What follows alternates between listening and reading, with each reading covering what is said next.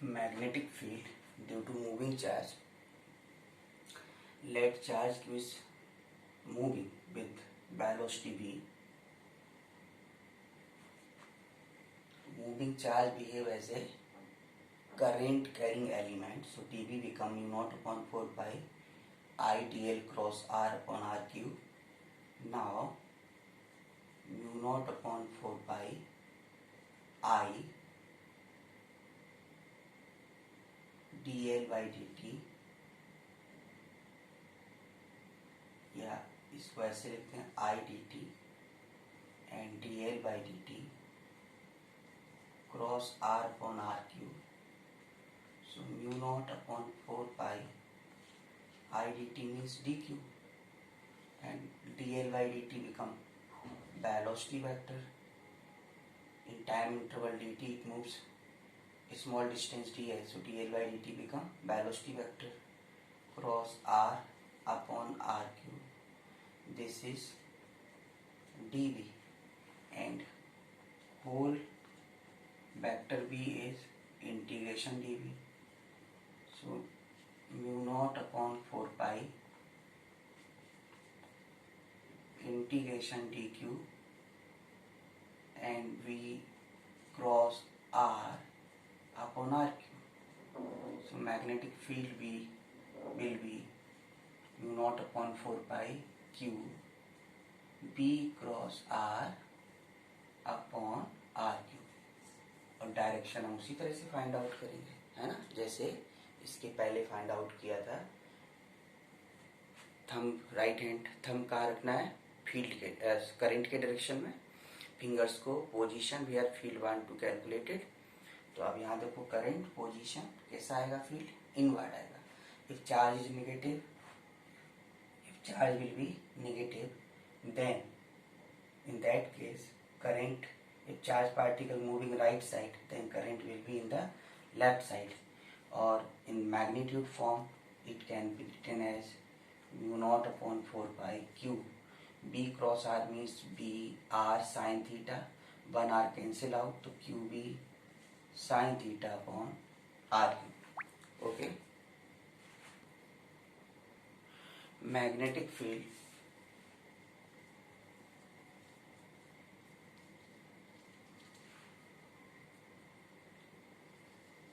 due to current carrying finitely long solenoid. तो इसमें क्या करना है, solenoid is simple a rod of china clay and conducting wire will be wrapped on it with some gap like this. Okay, and so on. Whole rod will be wrapped by a wire. Okay, so suppose current flow through this and it come out this. If we want to calculate magnetic field at on its axis, suppose this point is P inside it, so draw this and it makes suppose theta 1 angle. Similarly it makes this right end makes theta 2 angle. Then magnetic field at P mu naught n I upon 2, no need to derivation, just remember the result, cos theta 1 plus cos theta 2, cos theta 1 plus cos theta 2,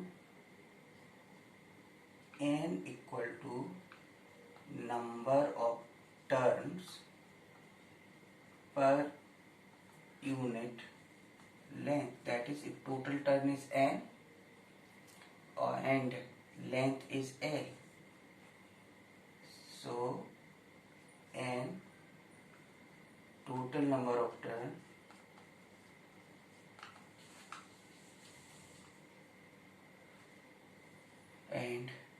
L equal to length of solenoid.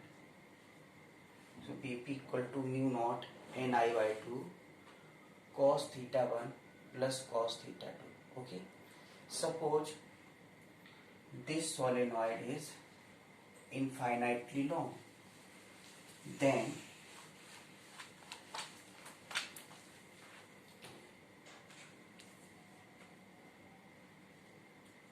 if solenoid is infinitely long means length much greater than r. Length much greater than r. In this case, magnetic field at its center and its end at center is mu naught Ni by 2 cos 0 plus cos 0, 1 plus 1 become 2. At center equal to mu naught Ni by 2, and its end point or one of its extreme, it will be mu naught Ni by 2. Because if solenoid is infinity long, then this angle becomes 0. And at end point, suppose this point end, so one extreme makes 0 angle and other makes with the axis 90 degree. So cos 90 plus cos 0. So end point will be mu naught Ni by 2. Its mean center magnetic field at center will be twice of magnetic field at its end. Okay. तो इस तरह से हम कह सकते हैं, conclusion ये है ना, ये आपको रिमेम्बर रखना, याद रखना है कि magnetic field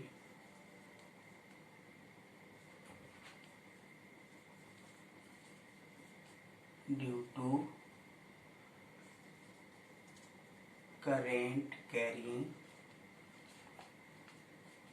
infinitely long solenoid.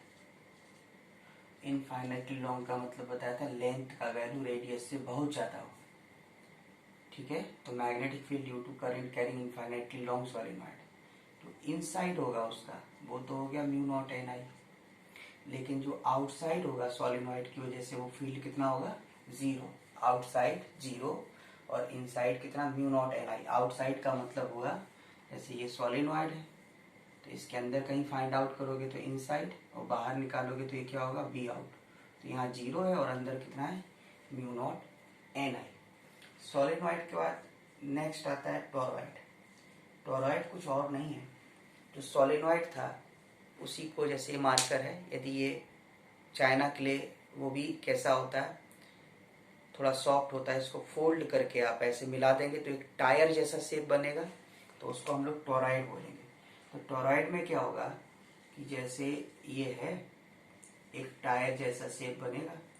यदि हम दोनों एंड ऑफ द रॉड को मिला दें तो इसमें जो करंट होगा वो इस तरह से ब्रैप्ड रहेगा. तो जो है सॉलिनॉइड जैसा ही, तो करंट आई और ये बाहर आई. तो इसमें ये आउटसाइड होगा, इधर भी आउटसाइड होगा, है ना. और ये जो होगा ये इसका इनसाइड होगा, ये इनसाइड होगा. तो यहाँ पे हम बी इनसाइड कह रहे हैं, ये सब आउटसाइड और ये बी इनसाइड. तो जब हम इसमें फाइंड आउट करें तो सेम फॉर्मूला आप यूज कर सकते हो. अब सेम फॉर्मूला कैसे यूज करें, ये तो इसका इनर रेडियस होगा, ये वाला रेडियस, इसको हम क्या कह सकते हैं, आर इन. ये बाहर वाला क्या कह सकते हो, आर आउट. और ये सेंटर पे जो बनाया हुआ है ये आर मीन कह सकते हो. तो मीन रेडियस क्या लिखेंगे हम, जरूरत पड़ा तो, mean radius equal to R in plus R out by 2, या इसी को सिंपली आर कह दीजिए आप. ये तो इफ जो भी डिस्टेंस जहाँ पे फील्ड चाहिए, आर का वैल्यू आर इन से कम तो सोलेनॉइड की वजह से फील्ड कितना होगा, 0, क्योंकि वो आउटसाइड हो जाएगा। आर का value greater than R out हो तो इधर पहुंच जाएंगे हम, तो भी आउटसाइड हो गए, तो बी कितना होगा, 0। लेकिन जब आर का वैल्यू आर के बराबर हो, मतलब अंदर ले रहे हैं, तो ये जो फील्ड होगा वो इनसाइड, इनसाइड क्या था, म्यू नॉट एन आई, बिल्कुल सोलेनॉइड वाला फॉर्मूला। पर इसमें स्मॉल एन को लिख सकते हैं हम, ये तो स्मॉल एन बताया था number of turns per unit length, इसलिए स्मॉल एन को लिखोगे आप total turn by total length. Total length कितना है, 2 pi R, N upon 2 pi R और इंटू आई, है ना। चाहे तो ये फॉर्मूला यूज करो, चाहे ये वाला फॉर्मूला यूज करो। और एन पता है, एन क्या है, total number of turn. Small N क्या है, number of turns per unit length. ये total length, total number of turns, और आर रेडियस है, तो यदि हम इसको ब्रेक करके ओपन करें तो इसका लेंथ कितना हो जाएगा, 2 पाई आर हो जाएगा। और आई क्या है इसमें, जो करंट फ्लो कर रहा है। Okay, direction of magnetic field due to bar magnet और परमानेंट मैग्नेट क्या होगा। जैसे ये कोई बार मैग्नेट है, ऐसे हो गया, तो इसमें जो अंदर जो फील्ड, साउथ पोल और ये नॉर्थ पोल, तो अंदर जो फील्ड लाइंस चलती है वो साउथ से नॉर्थ, बाहर कहाँ जाती है, नॉर्थ से साउथ। कहीं भी आप दिखाओगे अंदर साउथ से नॉर्थ, बाहर कहाँ हो गया, नॉर्थ से साउथ, इस तरह से चलेगा। तो इसका मतलब इनसाइड जो फील्ड है वो कहाँ से कहाँ है, साउथ से नॉर्थ, और बाहर नॉर्थ से साउथ। तो जो करंट की वजह से फील्ड बनता है, करंट की वजह से मैग्नेटिक फील्ड बनता है, तो उसकी भी तो डायरेक्शन होती है। जैसे हमने inward, outward, plus X, minus X, ऐसे कुछ बोला था। तो डायरेक्शन कैसे समझें, तो डायरेक्शन ऑफ मैग्नेटिक फील्ड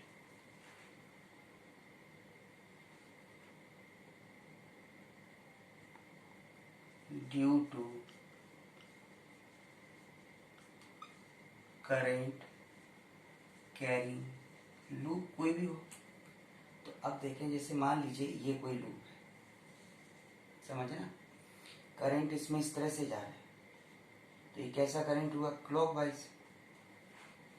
तो इसमें जो फील्ड होता है, इसके with in the loop field calculate करो, करंट, पोजीशन, फील्ड कैसा आएगा, इनवर्ड आएगा।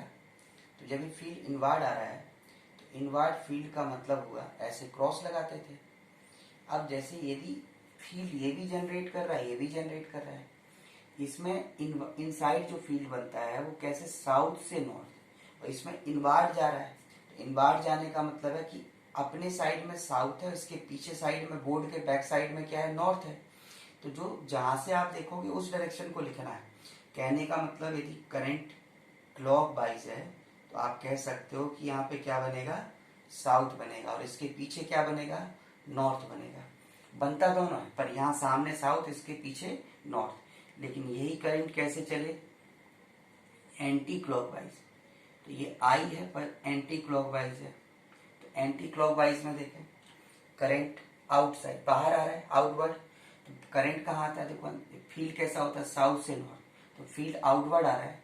तो इसका मतलब इसके बैक साइड में साउथ है, इधर नॉर्थ है, लेकिन हम तो यहाँ से देख रहे हैं, तो इसका मतलब क्या हुआ, यहाँ नॉर्थ बनेगा। यानी आप ऐसे भी याद रख सकते हो प्रोनाउंसिएशन के हिसाब से, एंटी क्लॉकवाइज आएगा करंट तो सामने एन बनेगा, तो दूसरे साइड क्या बनेगा, साउथ। और क्लॉकवाइज आएगा तो सामने साउथ, इसके पीछे क्या बनेगा, नॉर्थ बनेगा।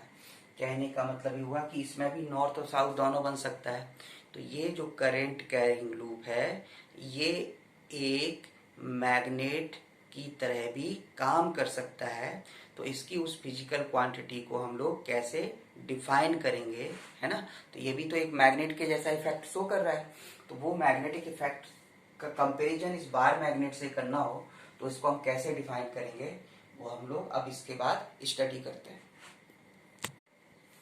तो अभी हमने जाना था कि एक करंट कैरिंग कॉइल या लूप एक मैग्नेट की तरह बिहेव करने लगता है ना, तो हम उसको उसके मैग्नेटिक प्रॉपर्टी को कैसे डिफाइन करें, तो उसके लिए आते हैं हम लोग मैग्नेटिक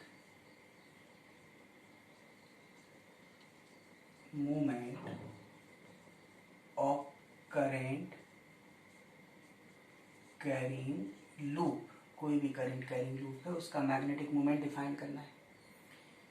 तो मान लीजिए कोई एक प्लेनर लूप है विच कैरीज करंट आई, तो let a planar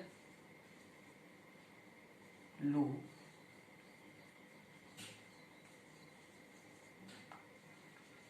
which carries current I, then its magnetic moment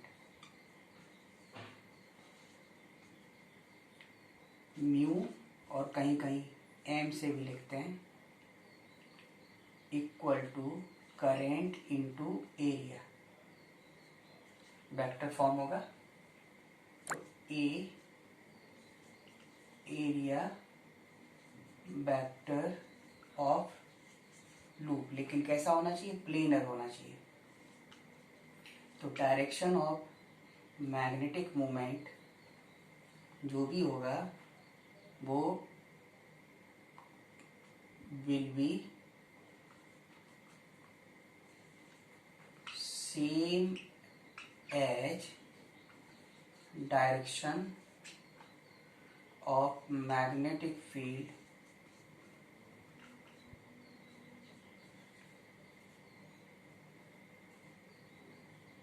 inside, ठीक है, magnetic field within the loop, इसके अंदर कहीं भी आप फाइंड आउट करते हो।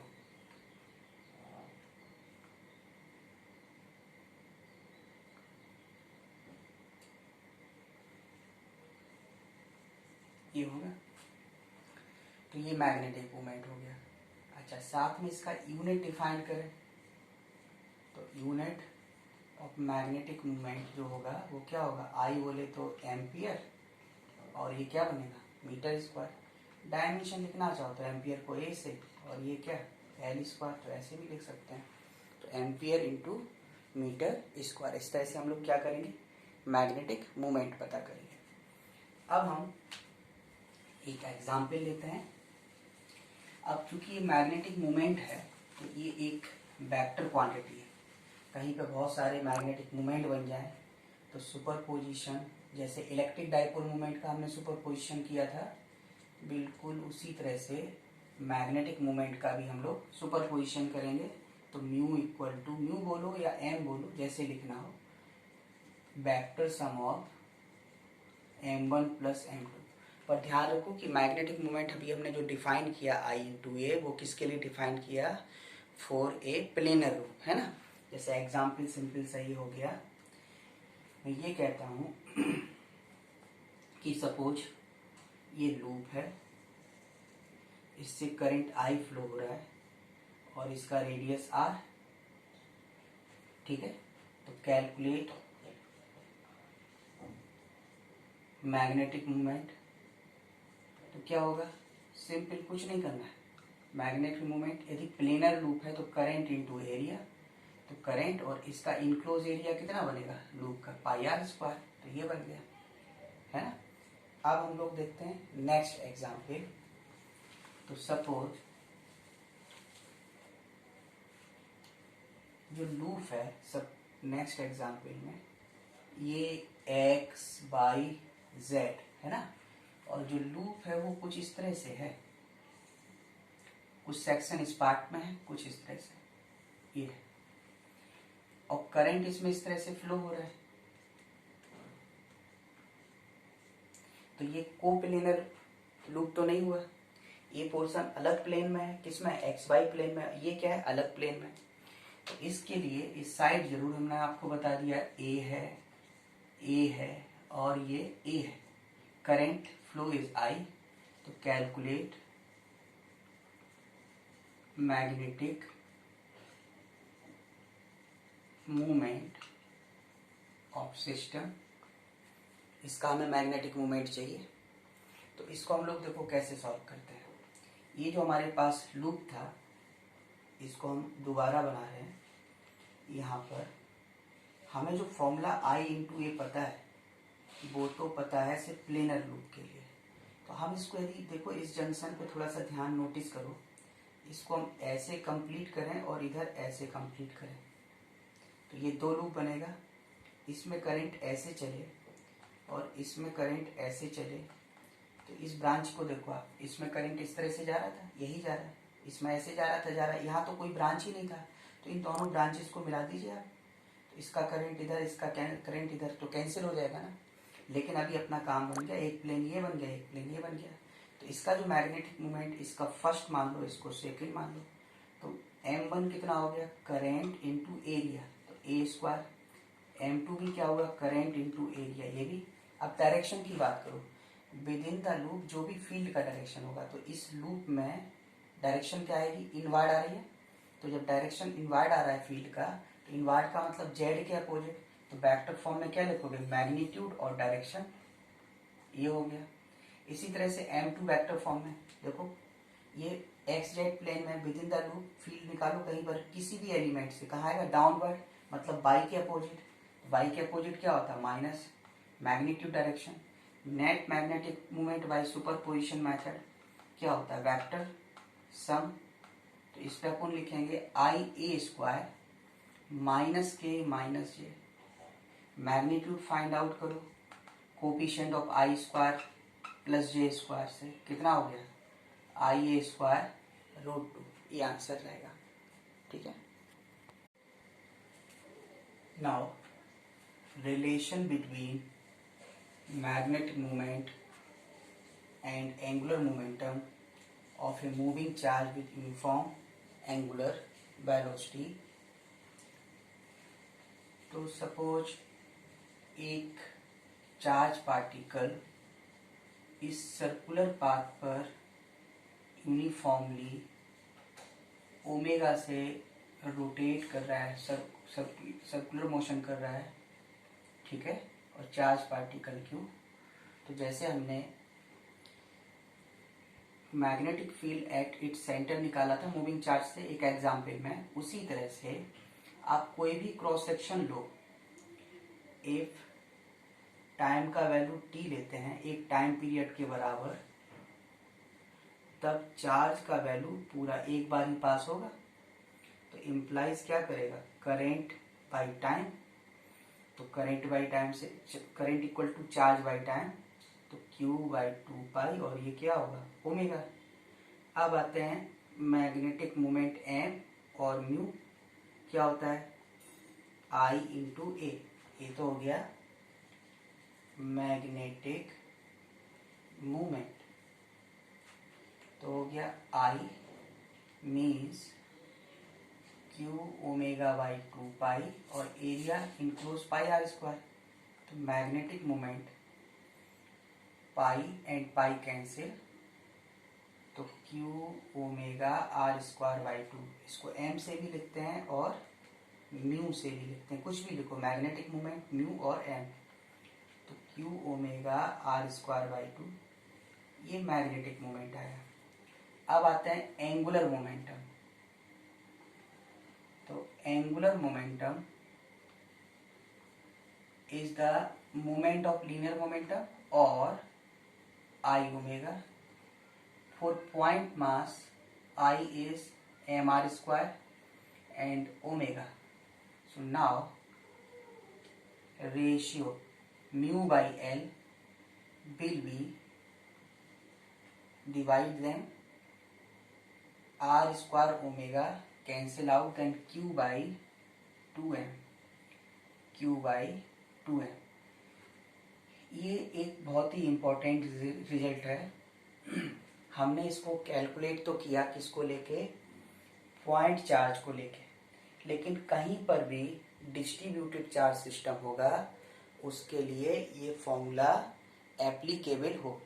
यदि जो भी चार्ज डिस्ट्रीब्यूटेड सिस्टम होगा, यदि वो यूनिफॉर्मली चार्ज का डिस्ट्रीब्यूशन होगा, तो हम इस फॉर्मूले को अप्लाई कर सकते हैं mu upon L equal to Q by 2m।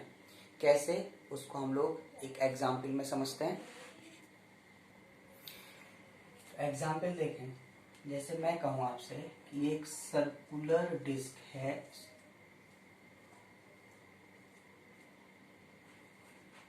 और इसको हम लोग इसके टेंजेंट के अबाउट रोटेट करा रहे हैं ओमेगा से, और ये सर्कुलर डिस्क जिसका मास m, radius r and charge with surface charge density sigma, calculate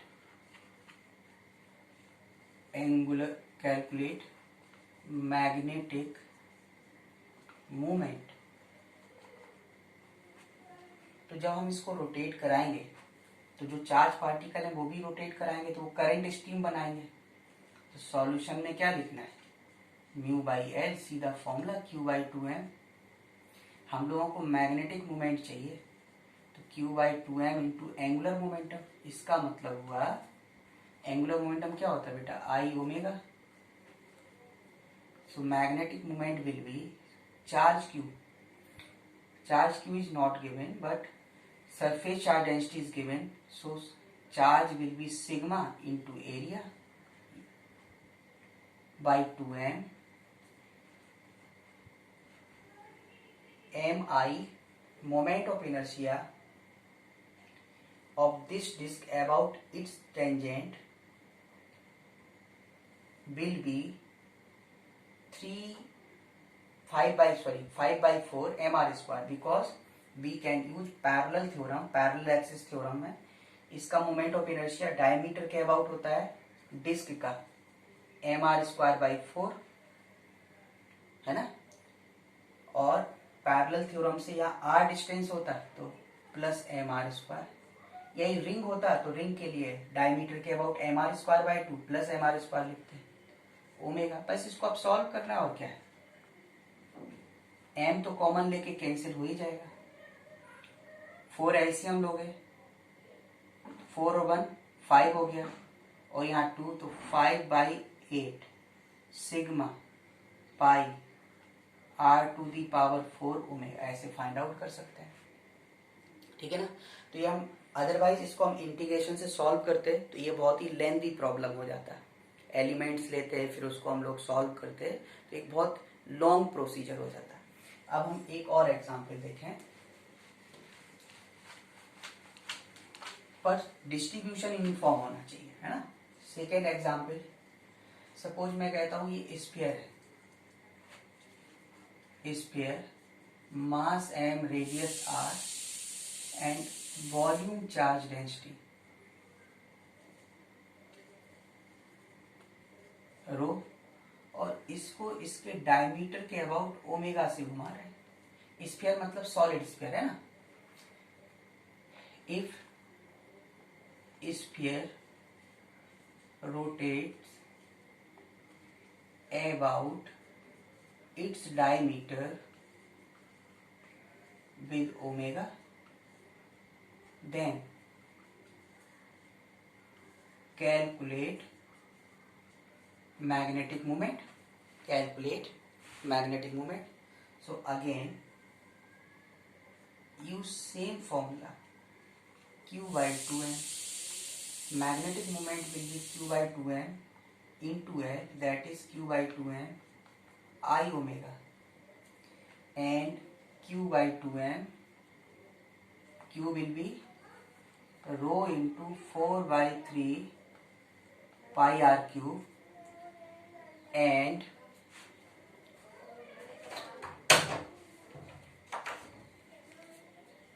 rho 4 by 3 pi r cube divided by 2m, and I for solid sphere mi about its diameter will be 2 by 5 mr square into omega.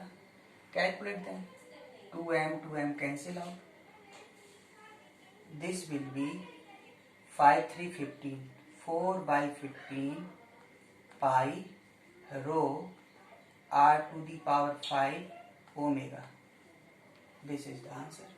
तो हम लोग इस तरह से इसको calculate कर सकते हैं। ओके, तो अब हम लोग स्टडी करते हैं अर्थ मैग्नेटिक फील्ड।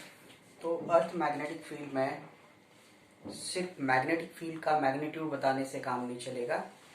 किसी भी जगह पर, किसी भी प्लेस पर यदि हम अर्थ मैग्नेटिक फील्ड को एक्सप्लेन करना चाहते हैं, उसके लिए कई पैरामीटर्स हैं जिसकी इंफॉर्मेशन हमको होना चाहिए, तभी जाके हम बोल सकते हैं कि यहाँ पे अर्थ मैग्नेटिक फील्ड का ये डायरेक्शन होगा, ये मैग्नीट्यूड होगा। जो जो पैरामीटर्स है उसकी हम वहाँ पे डिटेल एनालिसिस कर पाएंगे। मतलब सिर्फ मैग्नेटिक फील्ड का मैग्नीट्यूड अकेला डिफाइन करने से अर्थ मैग्नेटिक फील्ड की डेफिनेशन हमको नहीं मिलेगी, है ना। तो अर्थ में मैग्नेटिक फील्ड किस वजह से होता है, बहुत सारे रीजन बताए गए। पहले ये भी बताया गया कि अर्थ के सेंटर पे एक बहुत बड़ा मैग्नेट है, तो उसकी वजह से क्या होता है कि एक मैग्नेटिक फील्ड बनता है। लेकिन प्रैक्टिकली क्या है, वो फेल कर गया सारा। उसका रीजन ये है कि जैसे जैसे हम लोग अर्थ के सेंटर की तरफ जा रहे थे तो टेम्परेचर बढ़ता जा रहा था। तो जब टेम्परेचर बढ़ता चला गया तो सेंटर पर जो टेम्परेचर है वो तो बहुत हाई है, ठीक है। तो जब वो बहुत हाई है तो वहाँ पे कोई भी मैग्नेटिक मटेरियल होगा भी तो वो भी मैग्नेटिक जो उसकी प्रॉपर्टी उसको लॉस्ट कर जाएगा। फेरोमैग्नेटिक भी हुआ तो वो पैरा में कन्वर्ट हो जाएगा। तो जब वो पैरा में कन्वर्ट हो जाएगा तो इसका मतलब है कि वो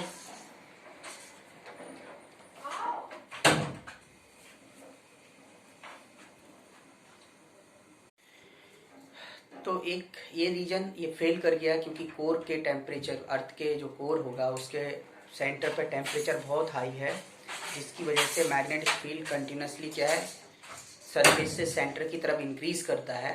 और उस हाई टेम्परेचर पे कोई भी फेरोमैग्नेटिक सब्सटेंस भी होगा तो वो प्रॉपर्टी लॉस कर देगा, वो कन्वर्ट हो जाएगा पैरा में। तो अर्थ मैग्नेटिक फील्ड वो इफेक्ट वहाँ पे हमको दिखेगा नहीं, ठीक है ना। फिर बहुत सारे रीजन बताए गए, उनमें से अभी आप ऐसे कह सकते हो सबसे जो अभी पॉपुलर जो इसका रीजन एक्सप्लेन कर सकता है वो ये है कि अर्थ एक कैसा है, कंडक्टिंग मटेरियल है। अर्थ एक कंडक्टर है, उसमें बहुत सारे फ्री इलेक्ट्रॉन्स हैं। मतलब अर्थ है लेकिन वो नेगेटिवली चार्ज है, अर्थ न्यूट्रल नहीं है। पोटेंशियल जीरो मानते हैं अर्थ का, लेकिन चार्ज कैसा मानते हैं, नेगेटिवली चार्ज है। तो जब वो नेगेटिवली चार्ज है तो वो कंटिन्यूसली अपने एक्सिस के अबाउट घूमेगा। तो अपने एक्सिस के अबाउट घूमेगा। जैसे अभी हम पिछला एग्जाम्पल आपको डिस्कस करें, सॉलिड स्फीयर है तो यदि उसको हम लोग रोटेट कराते हैं तो मैग्नेटिक मूवमेंट बनाता है। इसी तरह से अर्थ भी क्या करता है, अपना मैग्नेटिक मूवमेंट बनाएगा, उसकी वजह से मैग्नेटिक फील्ड जनरेट होता है। तो अब इसको समझने के लिए कुछ और बातें हैं, उनको हम समझें। जैसे ये अर्थ है, तो अर्थ में ये अपने एक्सिस के अबाउट रोटेट करता है। तो ये जो है ना, इसको तो हम लोग बोलते हैं जियोग्राफिकल इक्वेटर, है ना। ये कैसा है, जियोग्राफिकल इक्वेटर, या सिंपली इसको हम लोग क्या कहते हैं, इक्वेटोरियल प्लेन। और ये नॉर्थ पोल और इसको बोलते हैं साउथ पोल। लेकिन प्रैक्टिकली देखा गया है कि अर्थ का मैग्नेटिक फील्ड का जो डायरेक्शन है वो यहाँ ना होके कुछ एंगल पर बनता है। तो यहाँ पर जब बनेगा तो जो ये जो पोल्स आएंगे ये थोड़ा सा कुछ एंगल होगा, तो ये जो प्लेन बनेगा ये वाला, इसको मैग्नेटिक इक्वेटर बोलेंगे। और ये मैग्नेटिक नॉर्थ डायरेक्शन और ये मैग्नेटिक साउथ डायरेक्शन। लेकिन अर्थ का मैग्नेट का नॉर्थ साउथ इस डायरेक्शन में नहीं है। अर्थ के मैग्नेट का यदि नॉर्थ साउथ इस डायरेक्शन में होता, जैसे हम कोई मैग्नेटिक नीडल अर्थ में सरफेस पर हम ऐसे फ्रीली उसको छोड़ते हैं तो नॉर्थ साउथ में रुकता है। तो नॉर्थ वाला एंड नॉर्थ में रुकता है, साउथ वाला एंड साउथ में रुकता है। यदि अर्थ का नॉर्थ नॉर्थ में होता, अर्थ का मैग्नेटिक नॉर्थ में होता है तो नॉर्थ में रुक ही नहीं सकता, ड्यू टू रिपल्सन क्या करता है, वो रोटेट कर जाता है। पर नॉर्थ में रुक रहा है, इसका मतलब अर्थ का नॉर्थ में ना होके साउथ में है। इसका मीनिंग हुआ यदि हम इसके अंदर एक सोचें कि ये मैग्नेट रखा हुआ है तो यहाँ पर अर्थ का साउथ है और यहाँ पे अर्थ मैग्नेटिक फील्ड का क्या है, नॉर्थ है। समझ गया ना। तो ये थोड़ा सा कुछ एंगल होता है। अब इसके साथ अब कुछ डेफिनेशंस आती है। तो सबसे पहले हम बात करें, पहला डेफिनेशन है मैग्नेटिक मेरिडियन। तो जो मैग्नेटिक मेरिडियन है वो क्या है, ये है vertical plane passes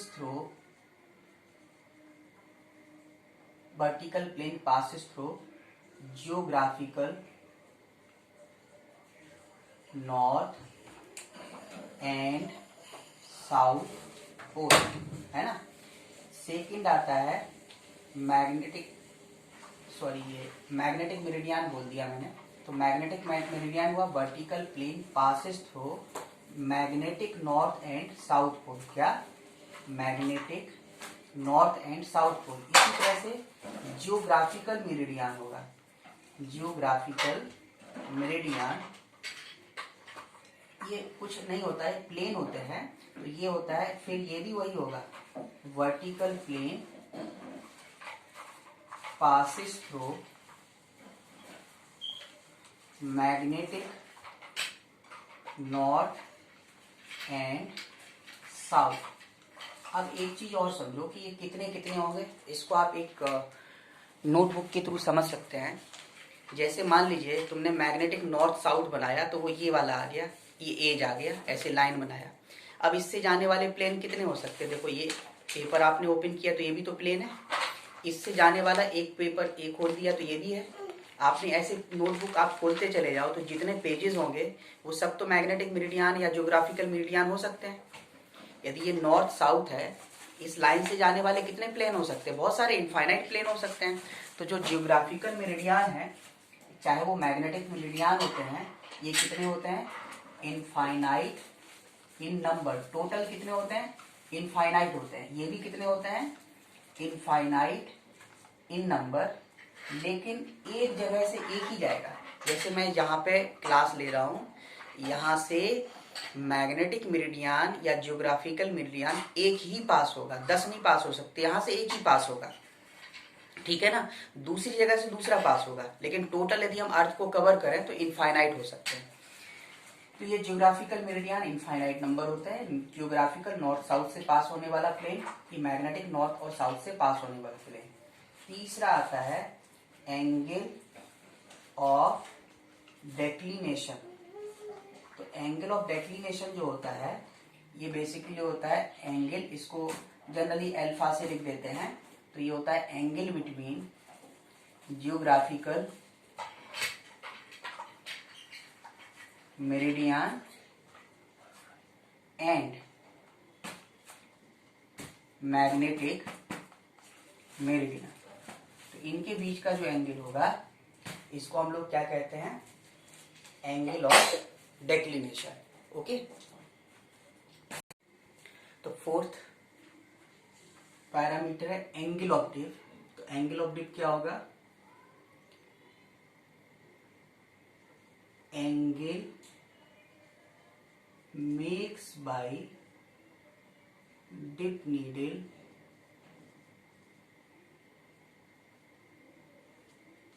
with the horizontal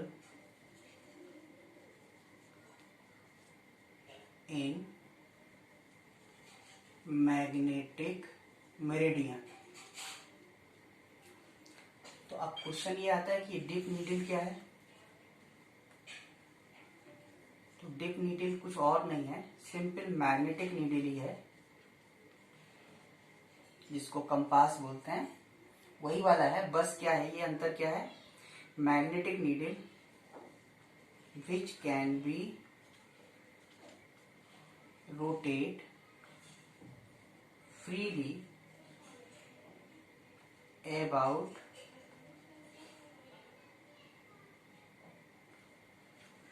horizontal axis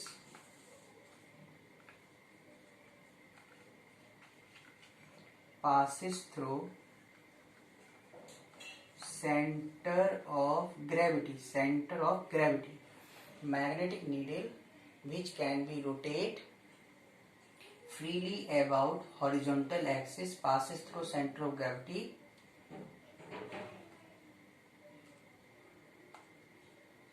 in vertical plane, तो उसको हम लोग क्या बोलेंगे, डिप नीडल बोलेंगे। तो इसका क्या मतलब हुआ उसको हम देखें। और फिर आता है हमारे पास, मतलब जैसे आप यूं कह लीजिए कि ये मैग्नेटिक मेरिडियन हो गया,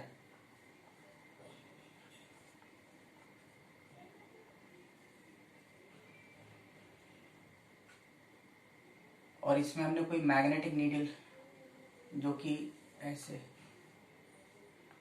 तो ये जो हॉरिजॉन्टल के साथ जितना एंगल बनाएगा इसी को क्या बोलोगे आप, डिप एंगल, ठीक है ना। इसको क्या बोलेंगे हम लोग। पर ये जो एंगल मेजर किया जाएगा ये किसमें, मैग्नेटिक मेरिडियन में। यदि मैग्नेटिक मेरिडियन में नहीं है तो वो रियल एंगल नहीं पता चलेगा, वो क्या होगा, अपरेंट पता चलेगा, उसको भी देखेंगे। अब आता है हॉरिजॉन्टल, यानी जो लास्ट कंपोनेंट है वो है horizontal component of magnetic field. तो horizontal component of earth magnetic field. तो जरा ऐसे सोचो कि जो हम प्लेन बनाए थे ऐसे, अभी मान लिया हमने, जैसे नोटबुक को आप ओपन करो तो ऐसे बन जाएगा। तो ये जो प्लेन है ये सपोज हो गया जियोग्राफिकल मेरिडियन किसी जगह पे, और ये क्या हो गया, मैग्नेटिक मेरिडियन। हमने आपको बोला था कि एक प्लेस से एक जियोग्राफिकल मेरिडियन पास होगा और एक ही मैग्नेटिक मेरिडियन पास होगा।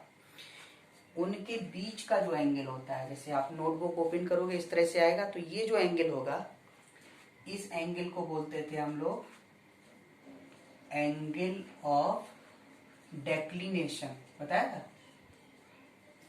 और जियोग्राफिकल नॉर्थ और साउथ से जो प्लेन जाएगा वर्टिकल, वो magnetic meridian. Magnetic north south से जो प्लेन जाएगा उसको मैग्नेटिक मेरिडियन, और जियोग्राफिक नॉर्थ साउथ से जियोग्राफिकल मेरिडियन। अब जब किसी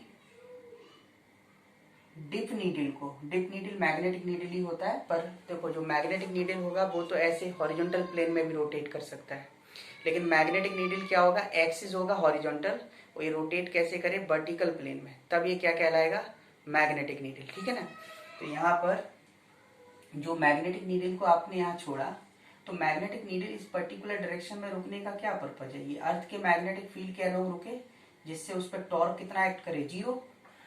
तो मैग्नेटिक फील्ड टोटल यदि इधर आता है तो इसको आप ब्रेक करो, ये एंगल क्या बोला था, डेल्टा, तो इसको ब्रेक करोगे तो ये कंपोनेंट कितना होगा इसका, बी कॉस डेल्टा, और ये जो कंपोनेंट आएगा ये आएगा बी साइन डेल्टा। तो ये वर्टिकल कंपोनेंट कहलाएगा, तो आप बी कह सकते हो, और ये जो कंपोनेंट आएगा इसको हम लोग हॉरिजॉन्टल कंपोनेंट बोल सकते हैं। तो इसके कैलकुलेट करना हो आपको, तो इसका मतलब है बी भी बराबर है बी साइन डेल्टा, और बी एच कितना है, बी कॉस डेल्टा। अब यदि हमें एंगल अकेला चाहिए तो 1 डिवाइडेड बाई 2 कर दो, तो tan डेल्टा से कितना आ जाएगा, V B by B H, तो डेल्टा कितना हो जाएगा, tan इनवर्स। तो इससे तो हम डिप एंगल पता कर सकते हैं। और यदि हम 1 स्क्वायर प्लस 2 स्क्वायर करके स्क्वायर रूट ले लें तो इससे v आ जाएगा, कितना आ जाएगा, वी बी स्क्वायर प्लस, तो इससे टोटल मैग्नेटिक फील्ड आएगा। तो ये तो हो गया डिप का कंडीशन हो गया। और डिप के कंडीशन में मतलब हो गया कि जो मैग्नेटिक मेरिडियन में ही हमने डिप एंगल मेजर किया, लेकिन तुमको पता ही ना हो कि मैग्नेटिक मेरिडियन ये है और गलती से हम इसमें कैलकुलेट कर लिए, तब कैसे पता करेंगे, तो उसको देखो जरा।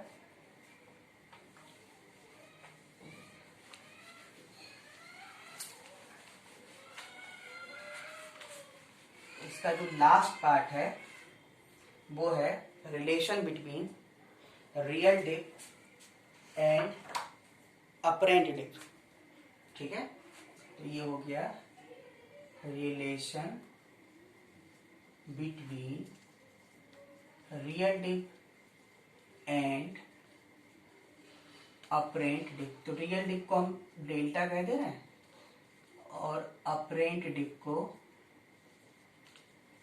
डेल्टा डैश बोलते हैं। Relation between real dip and apparent dip. तो ये मान लिया जैसे प्लेन बनाए थे जिसको हम जियोग्राफिकल मेरिडियन बोल रहे थे, वो तो प्लेन है। तो उस तरह से यहाँ पे ये बेसिकली मैग्नेटिक मेरिडियन बोल रहा हूं मैं, और ये कोई और प्लेन है जिसमें हम स्टडी कर डाले, ये अदर प्लेन। पता चला कि जब हमने इसको यहाँ फाइंड आउट किया तो ये जो डिप आया ये अपरेंट डिप हुआ डेल्टा डैश, ये अपरेंट डिप हुआ। तो जब ये अपरेंट डिप हो गया तो अब हम इसको कैसे पता करें कि रियल डिप क्या होगा। ठीक है, तो तुम क्या किया करो कि रियल डिप किस में पता चलता है, रियल डिप तो इसमें पता चलता है। तो जब रियल डिप इसमें पता चलता है तो इसका ये जो कंपोनेंट, ये एंगल पता रहेगा, मान लो कितना है, थीटा। तो हम ये भी मान लें कि let angle between magnetic meridian and other plane, कोई और है जो मैग्नेटिक मेरिडियन नहीं है, इक्वल टू थीटा, ये माना। तो जो रियल डिप होता है वो तो इसमें पता चलता है। तो रियल डिप डेल्टा मान ही लिया आपने, तो इसका मतलब क्या होगा, इसका मतलब हुआ कि ये जो एक्चुअल कंपोनेंट होगा ये तो होता है बी कॉस डेल्टा, है ना, जिसको हम लोग क्या कह रहे थे, हॉरिजॉन्टल। और जो वर्टिकल कंपोनेंट आता है मैग्नेटिक मेरिडियन है ना, एक पेपर सोचो, एक इधर होगा इधर, तो ये कितना था, बी साइन डेल्टा। तो ये तो हम लोग पहले लिख चुके, लेकिन तुम्हें इसमें पता है। तो आप बताओ, यदि ये बी कॉस डेल्टा है तो इसको तोड़ोगे तो एक कंपोनेंट इसके अलोंग आएगा, एक परपेंडिकुलर आएगा, तो वो इसके अलोंग थोड़ी होगा, तो वो भी हॉरिजॉन्टल होगा। लेकिन हमें इस प्लेन में जो कंपोनेंट चाहिए, ये बी कॉस तो इधर आएगा ना, तो इसलिए अपरेंट, तो इसलिए बी डैश एच, मान लो इसमें जो कंपोनेंट आया वो कितना हुआ, बी डैश एच। तो बी डैश एच का जो वैल्यू होगा वो कितना होगा, बी एच कॉस थीटा, मतलब बी कॉस डेल्टा और कॉस थीटा। और जो वर्टिकल कंपोनेंट वो तो ज्यों का त्यों रहेगा, तो वो कितना है, B sine delta, B dash B, और ये सेम रहेगा, बी डैश बी बराबर बी बी, और ये वही रहेगा बी साइन डेल्टा। ठीक है ना। तो अब एक्चुअल में डिप कैसे निकालते थे, टेन डेल्टा डैश निकालना हो हमें, तो क्या बताया था, vertical component bye horizontal component. अब अपरेंट है तो अपरेंट लिखोगे, डैश डैश लगा दिया। बी डैश बी कितना है, ये है बी साइन डेल्टा, और ये कितना है, बी कॉस डेल्टा और कॉस थीटा, बी कैंसिल, तो टेन डेल्टा डैश का वैल्यू कितना हुआ, tan delta into cos theta या डिवाइडेड बाई कॉस थीटा। तो इससे क्या आ जाएगा, रियल डिप और अपरेंट डिप के बीच का एंगल। ठीक है ना। तो इससे हमें रियल डिप और अपरेंट डिप के बीच का एंगल पता चल जाएगा। ठीक है, तो इस तरह से हम लोग ये फाइंड आउट कर सकते हैं। तो अब हम लोग आते हैं magnetic field on the axis of current carrying circular loop. ये है करंट, मान लीजिए आई, तो मैग्नेटिक फील्ड इसके एक्सिस के अलोंग होगा, टुवर्ड्स और अवे, जो भी है वो हम एन और एस से डायरेक्शन से फाइंड आउट कर सकते हैं।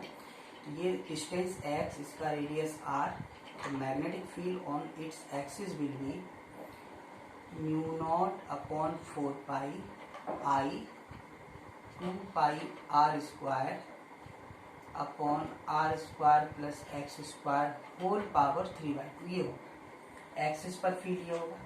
अब इसी में देखो स्पेशल केस कि इफ एक्स का value very very greater than r square plus x square nearly equal to r square, तो ये बी एक्सिस कितना बनेगा, बी एक्सिस बन जाएगा mu naught upon 4 pi I 2 pi are square, यहाँ रखो, तो x x is very greater than r square, so r square plus x square nearly equal to x square. R square will be negligible with respect to x, है ना, because x is very greater than r. So it will be x square whole power 3/2, that is x cube. Okay, so axis, magnetic field on its axis, if I into pi r square taken together, so mu naught upon 4 pi I 2 times I into pi r square upon x cube, and it will be mu naught upon 4 pi to magnetic moment of the circular loop. Magnetic moment of the circular loop is I into A, that is I into pi r square. So 2m upon x cube. So it means this loop behave as a magnetic dipole, and magnetic field along its axis is this mu naught upon 4 pi 2m upon x cube, just like a electric dipole. In electric dipole, magnetic field along the axis mu naught upon 4 pi, so it means 1 by 4 pi epsilon naught 2p upon r cube, and here it will be mu naught upon 4 pi 2m upon x cube. On the perpendicular bisector, magnetic field will electric field will be, due to electric dipole, 1 by 4 pi epsilon naught p upon r cube, and it will be, suppose this is loop, this is axial point, and this is perpendicular bisector point. Perpendicular bisector point. So P perpendicular will be just like electric dipole, mu naught upon 4 pi 2m is m upon x cube, m upon x cube. Along axis it will be in the direction of magnetic dipole moment, and perpendicular bisector, at perpendicular bisector it will be opposite to the direction of magnetic moment. जैसे हमने electric dipole में study किया था, exactly उसी तरह से आपको यहाँ पर सोचना है, तो इसको हम लोग रिलेट कर सकते हैं, ठीक है ना, ऑन द एक्सिस. अब एक लास्ट एग्जाम्पल हम और देखें, वो है अर्थ मैग्नेटिक फील्ड से रिलेटेड. क्वेश्चन है, suppose if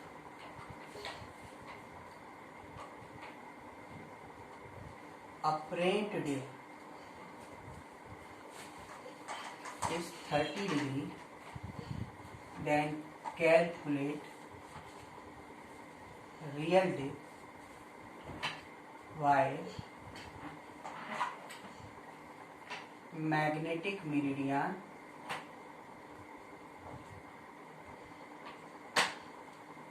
makes 37 degree with plane in which apparent depth is measured.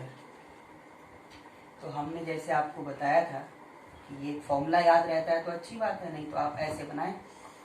इसको बोला था मैंने मैग्नेटिक मेरिडियन, और ये अदर प्लेन, अपरेंट डिप तो इसमें आएगा, इसको डेल्टा डैश, इस एंगल को थीटा, और रियल डिप इसमें आएगा, तो टेन रियल डिप इसमें आएगा, तो ये एक्चुअल में बी एच होगा, ये वाला क्या होगा, बी बी होगा. तो अपरेंट डिप को हमने डेल्टा डैश बोला था, तो रियल डिप और अपरेंट डिप में ये रिलेशन था, टेन डेल्टा डैश हमने लिखा था B H dash by B B dash. तो बी एच डैश तो बन गया था बी एच कॉस थीटा, और ये बन गया, ये वर्टिकल पहले होता है, sorry, B B dash by B H dash, है ना. तो ये बी का इसका वैल्यू था वी साइन थीटा, और इसका वैल्यू था BH, और ये रियल डिप के करेस्पॉन्डिंग डेल्टा था, तो B साइन डेल्टा, और BH कितना लिखा था हमने, ये हॉरिजॉन्टल कंपोनेंट, ये रियल डिप H है तो इसको BH को लिखा था हमने BH, है ना, और ये कंपोनेंट जो इधर आएगा B' H, ये बनेगा cos थीटा, और BH का वैल्यू फिर से देखो, BH का वैल्यू था B cos डेल्टा, और ये कितना है cos थीटा, डिवाइड किया तो tan delta by cos theta. अब हमको रियल डिप चाहिए tan डेल्टा, ये क्या लिखोगे, tan delta dash into cos theta, ये अपरेंट डिप है, अपरेंट डिप कितना बताया मैंने 30 डिग्री, तो 30 लिखो, और into cos theta, angle between planes कितना बताया 37, तो ये 37 लिखो। तो अब ये tan डेल्टा का वैल्यू कितना हुआ, tan डेल्टा का वैल्यू देखो 1/√3, और ये 4/5, तो 4/5√3, तो इसलिए रियल डिप कितना हो जाएगा, tan इनवर्स 4/5√3, है ना, ये आंसर। तो इस तरह से नेक्स्ट टॉपिक हमारा जो कंटिन्यू मैं करूँगा वो होगा मैग्नेटिक फोर्स। हमने मैग्नेटिक फील्ड कंप्लीट कर लिया है।